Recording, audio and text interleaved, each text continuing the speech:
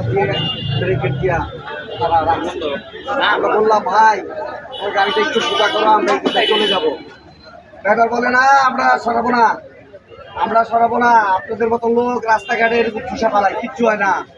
আমার তো অবস্থায় আমার ছেলেটা তাদেরকে বলতেছে ভাই আপনি এইভাবে কেন কথা বলেন, আমার এই শিক্ষিত ছেলেটাকে গাড়িতে টান্দা উঠে নিয়া ওই কত দূর স্পিডে নিয়ে গাড়ির থেকে ধাক্কা দিয়া আমি তাকাই আছি, আমার ছেলেটাকে গাড়ির থেকে ধাক্কা দেওয়া ফালাইয়া জায়গাতে স্পর্শ আমার ছেলের এই রক্ত আমি এখনো বলছি না, আমার বুকে নিয়ে আজকে আমি এই চড়কে আসছি, আমি এই চড়কে আসছি। আল্লাহ আমার ছেলেটাকে শেষ করে ফেলাইছে, ওরা ওরা হত্যা করছে আমার ছেলেকে, আমি এটা বিচার চাই। আল্লাহ এই তাকুয়া গাড়ি এই রাস্তা থেকে বকওয়াট চাই, ব্যাপার নিষিদ্ধ করতে হবে, নিষিদ্ধ করতে হবে।